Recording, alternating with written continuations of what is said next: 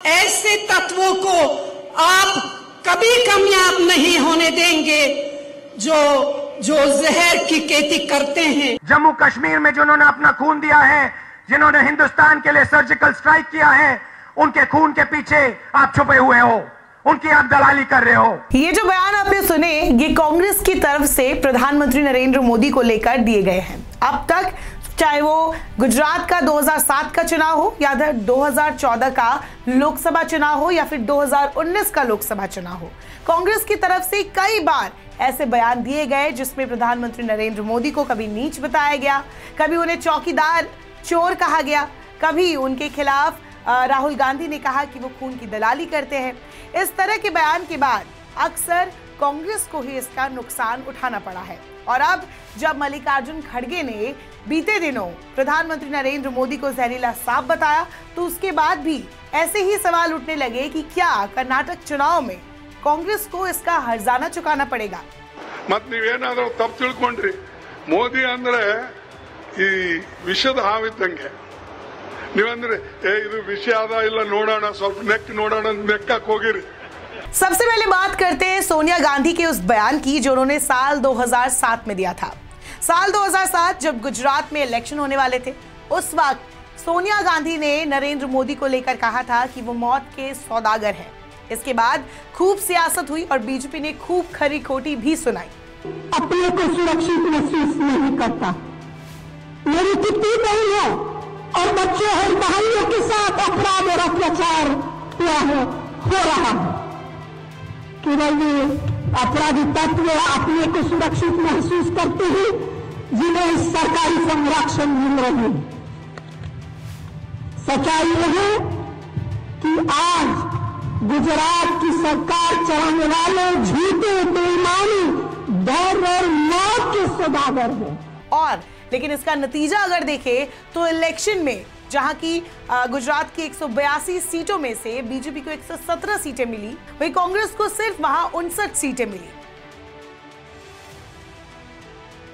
साल 2014 जब देश में लोकसभा चुनाव होने वाले थे, इससे पहले कांग्रेस की तगड़ी सरकार थी जो कि काफी पावरफुल थी, लेकिन इसके बाद अचानक से लहर बदली और ये मोदी लहर के चलते देश में कांग्रेस का सफाया हो गया। उस वक्त भी कांग्रेस के सीनियर लीडर है मणिशेखर अय्यर, उन्होंने प्रधानमंत्री नरेंद्र मोदी को लेकर बयान दिया था। उन्होंने कहा था कि वो चाय बेचने के लिए रखा जा सकता है उन्हें कांग्रेस के बाहर, दफ्तर के बाहर, लेकिन वो प्रधानमंत्री नहीं बन सकते। तो ऐसे पार्टी को लेकर आप मुझसे कह रहे हैं, और वो भी कांग्रेस के अधिवेशन में, कि मुख्य विकल्प यही है। बिल्कुल नहीं। मैं आपको वायदा करता हूं कि इस 21वीं सदी में नरेंद्र मोदी कभी भी देश के प्रधानमंत्री नहीं बनेंगे। लेकिन यहाँ आकर चाय का वितरण करना चाहते हैं तो हम उनके लिए कुछ जगह बना रहे हैं। इस बयान के बाद बीजेपी के तमाम नेताओं ने इसी बयान को आधार बनाया, चाय वाले बयान को, और ये इतना हाईलाइट हुआ कि लोकसभा चुनाव में बीजेपी ने बम्पर जीत हासिल की। और कांग्रेस कहा जो 10 सालों से लगातार अगर देखा जाए तो दशकों से देश की नंबर 1 पार्टी रही, वो अचानक 44 सीटों पर आकर रुक गई। इसी दौरान और भी बयान थे, जैसे कि सोनिया गांधी की अगर बात की जाए तो उन्होंने जहर की खेती का एक बयान दिया था। इसके अलावा मणिशेखर अय्यर ने बाद में नरेंद्र मोदी को नीच तक कह दिया था। ये लगभग 2017 के चुनाव की बात है जब गुजरात में चुनाव होने वाले थे।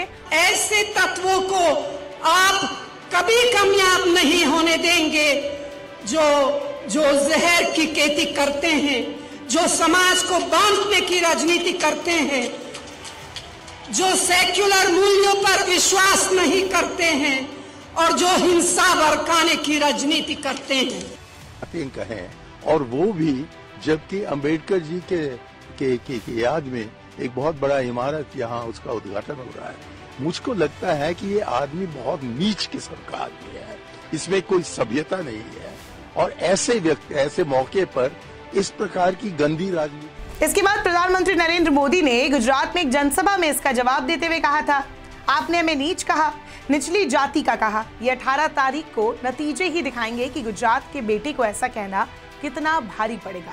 इस बयान के बाद कांग्रेस को भारी नुकसान उठाना पड़ा और बीजेपी 99 सीट पाकर सत्ता में आ गई। इसके बाद अगर बात करें 2019 के लोकसभा चुनाव की, तो उस वक्त राहुल गांधी का वो बयान जिसमें उन्होंने चौकीदार चोर है कहा था, खूब वायरल हुआ, जिसके बाद ये मामला सुप्रीम कोर्ट में भी चला और उन्हें माफी भी मांगनी पड़ी। मोदी जी ने कहा था, मैं देश का प्रधानमंत्री नहीं बनना चाहता हूं, मैं देश का चौकीदार बनना चाहता हूं। और आज देश के दिल में, राजस्थान की जनता के दिल में एक नई आवाज उठ रही है।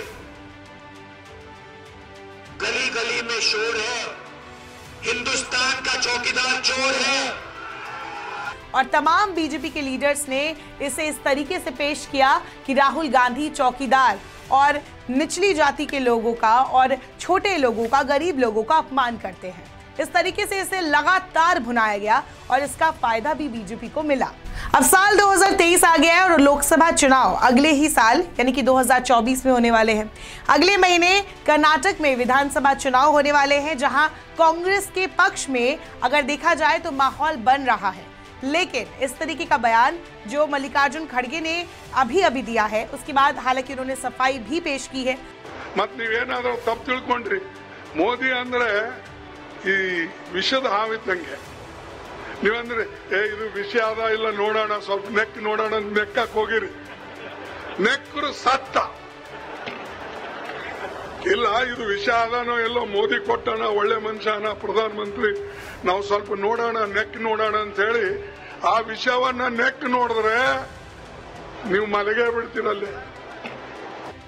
ನಾನು ಹೇಳಿದೆ, मैंने मोदी जी और आरएसएस की विचारधारा के बारे में कुछ कहा, ಅಲ್ಲಿ ಹೇಳಿದ್ದು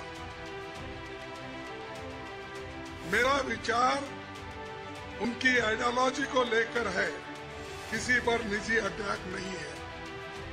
ಅಲ್ಲಿ ನಾನು ಹೇಳಿದ್ದು ಯಾವುದೇ ಒಬ್ಬ ವ್ಯಕ್ತಿ ಮೇಲೆ ನಾನು ಹೇಳಿದೆ, ಯಾವುದೇ ಒಂದು ವ್ಯಕ್ತಿ ಮೇಲೆ ಹೇಳಿದೆ, ನಾನು ಹೇಳಿದ್ದು ಆರ್ಎಸ್ಎಸ್ ಮತ್ತು ಬಿಜೆಪಿಯ ವಿಚಾರಧಾರೆ ಮೇಲೆ ಹೇಳಿದ್ದು। ಆದರೆ ಅದಕ್ಕೆ ತಿರುಚಿ ಹೇಳಿ ಕೆಲವು ಜನ ವೈಯಕ್ತಿಕವಾಗಿ ಇವರು ಮೋದಿಗೆ ಹೇಳಿದ್ದಾರೆ ಅಂತ ಈಗ ಪ್ರಚಾರ ಮಾಡಕ್ಕೆ ಶುರು ಮಾಡಿದ್ದಾರೆ। उन्होंने कहा कि उनका जो उन्होंने जहरीला सांप कहा था प्रधानमंत्री नरेंद्र मोदी को, वो उनके लिए नहीं था, कोई व्यक्तिगत बयान नहीं था, ये बयान उनकी विचारधारा के लिए था। ये सफाई मल्लिकार्जुन खड़गे की तरफ से दी गई है। लेकिन अगर देखा जाए तो अगले ही दिन यानी कि 29 अप्रैल को नरेंद्र मोदी कर्नाटक आने वाले हैं और इस दौरान वो इस बयान पर क्या रिस्पॉन्स देते हैं, ये भी देखने वाली बात होगी। हालांकि अब देखने वाली बात है कि आने वाले दिनों पे इस बयान पर क्या कुछ होता है और कर्नाटक की सियासत में इसका क्या असर पड़ता है। नमस्कार, मैं हूं मानक गुप्ता। अगर आपको हमारा ये वीडियो पसंद आया हो तो इसे लाइक और शेयर जरूर करें, और हां, हमें सब्सक्राइब और फॉलो करना ना भूलें ताकि आप देश और दुनिया की कोई खबर मिस ना करें। तो जुड़े रहिए हमारे साथ और देखते रहिए न्यूज़ 24।